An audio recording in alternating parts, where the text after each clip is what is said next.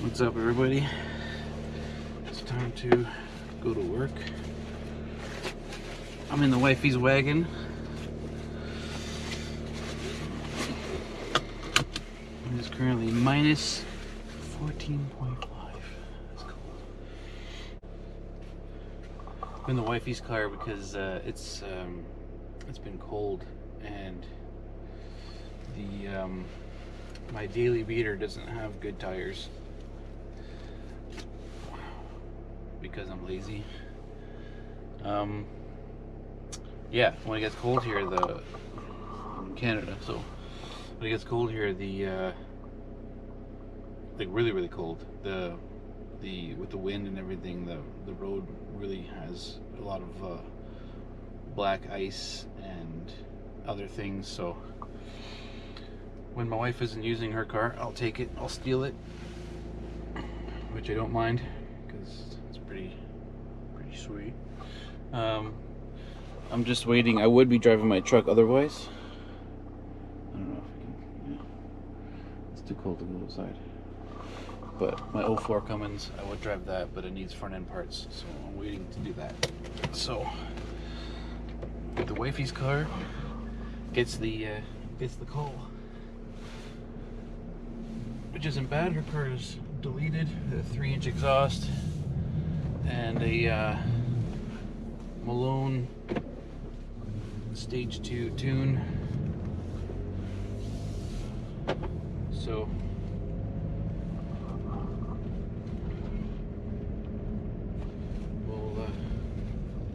I'll happily drive it. The only problem is with these TDIs, it's a 2015 TDI Golf Sportwagon. So the only the thing is with this car, it's nice to drive, and it's great on fuel and all that stuff. And now with the tune and the exhaust, it's uncorked, so it really has great response and good acceleration and that kind of stuff. Considering that it's pretty, other than the tune and the exhaust, it's pretty much stock. So the issue with this car is that it's a penalty of its own efficiency. So these newer TDIs this is the last year of the TDI in North America anyway, but these last year, or the 2-liter common rails, they're so efficient. Their thermal efficiency is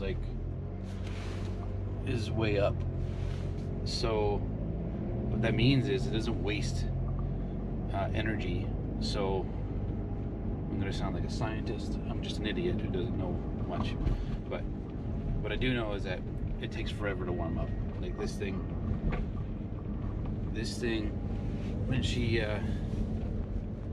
when it's cold like this, well, it says minus 15.5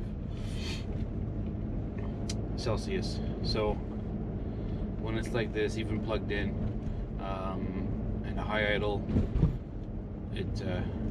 it'll build a little bit of temperature. As soon as you start to drive it, it'll cool right off again, and then it's a slow crawl up to temperature. So yeah, that's the only thing. If you're going to be going on the highway, you can build some heat relatively quickly. But putting around, if you're in town or if you're in a city with one of these cars, man, I couldn't imagine having one of these and living in this, like in a city, like in that kind of environment in the wintertime. You'd never have heat. Like if you're doing like errands, running around, and you're doing like short drives, no bueno, man. that's the deal. We're gonna go to work. We're gonna work on a hail car that was damaged from the storm in the summertime. It's pretty nasty. So we're gonna drive to work and take care of that. I'll give you guys a view of the outside. She is cold. Like,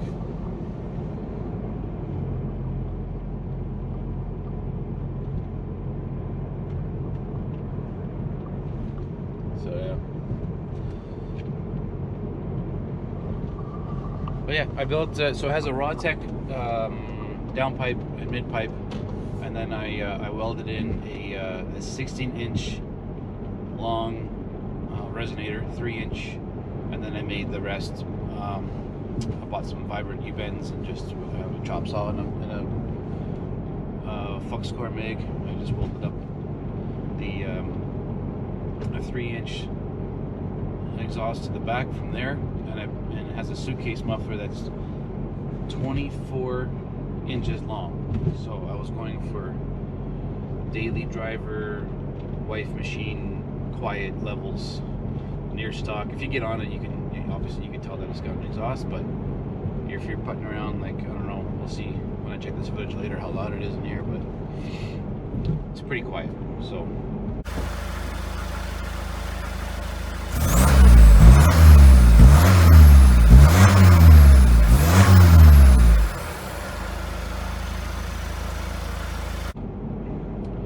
so far I'm digging the tune and the exhaust. It really makes such a difference with this car. Like this thing, I don't know what Volkswagen did with their revision after the whole Dieselgate thing, but this, like, it was so slow. Like, I saw posts where people thought there was no difference. I call BS, because I drove. My cousin had a 2014 wagon with the 2-liter diesel. So that was the older generation, right? The Mark 6. And those were, like, you know, basically the same weight, maybe a little bit heavier than the Mark 7. And that car was all stock, and it would easily beat this car, like, hands down. It wouldn't even be close. So I don't know how a stock 2014 and a stock 2015 would be so different in a more modern chassis that's potentially slightly lighter than his. So but now she's now it's good. Now it's the way it should be.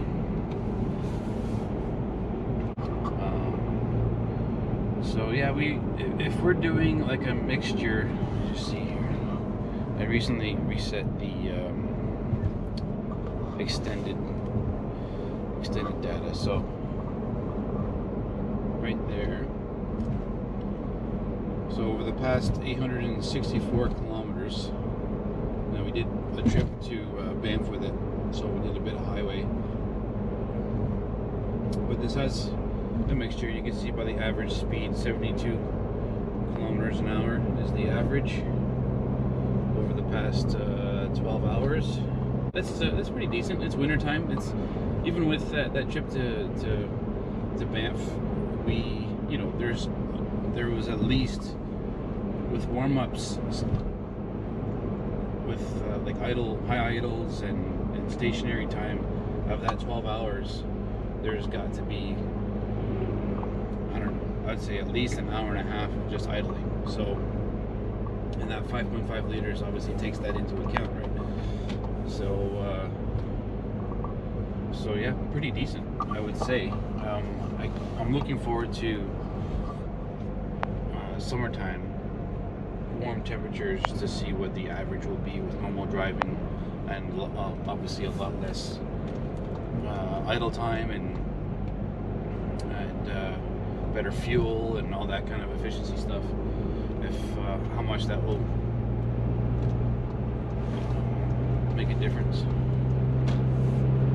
So when we have better weather, I will maybe do a poll. But I do have one video of a quick 0 to 60 sort of deal, and I'll put that in a video.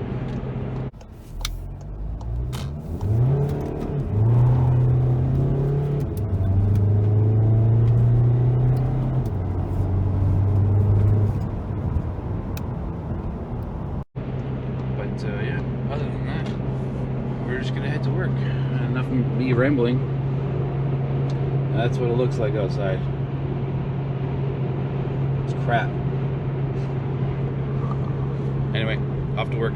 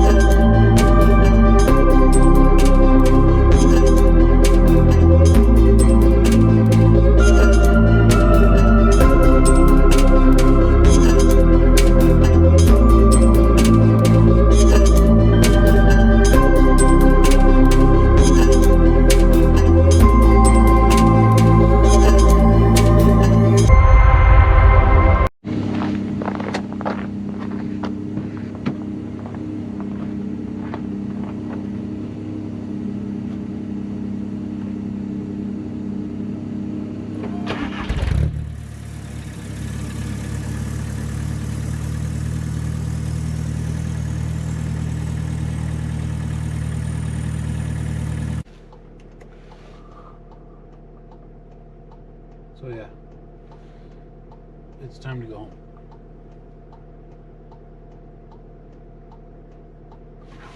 home.